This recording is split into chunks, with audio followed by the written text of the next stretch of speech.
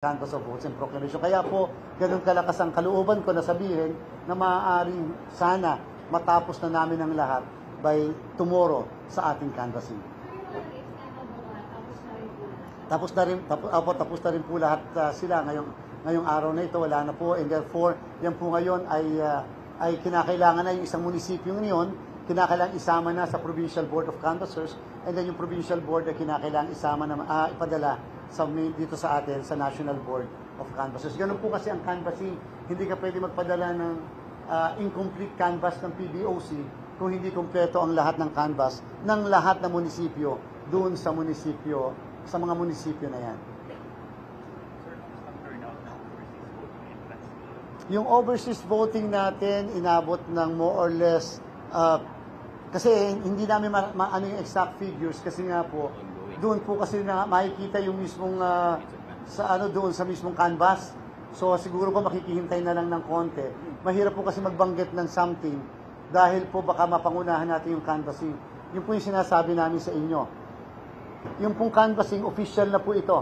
Lahat ng babanggitin natin dito, lahat ng sasabihin, official po ito. Kaya po yung binabanggit kanina sa manifestation, kinukumpara yung halimbawa result natin dito as against sa result na nakikita from other entities. Tama naman po yan, pero ito po ang official. From now on, kalimutan niyo po muna itong unofficial. Siguro guided na lang tayo. Ito po ang official. Kung ano ang mangyari, sabihin, makita sa National Board of Canvassers, ito po ang final na data na pagbabasihan ng proklamasyon. Hindi po yung mga nakikita natin sa iba't ibang entities. Bagamat, yung po ay mapagkakatiwalaan natin. Kasi galing po yan sa mga server na meron po tayo. Ay, ikaw muna. Sir, yung going doon lang sa point niya, sir, yung po mga partial unofficial, ngayon na mag-start na mag-register po kayo ng canvas report, yung mga partial unofficial po ba kailangan na po ito at least yung po mag-publish? Kasi nangyari po yata dati parang PCRB they stop once the official counting started. Hindi naman po. Hindi naman po nila kinakailangan huminto. Maganda po yun. Alam niyo po, guide din ng ating mga kababayan po yan. Part din po yan ng transparency. At the same time, part para ma-compare yun na lumalabas doon sa amin pong website.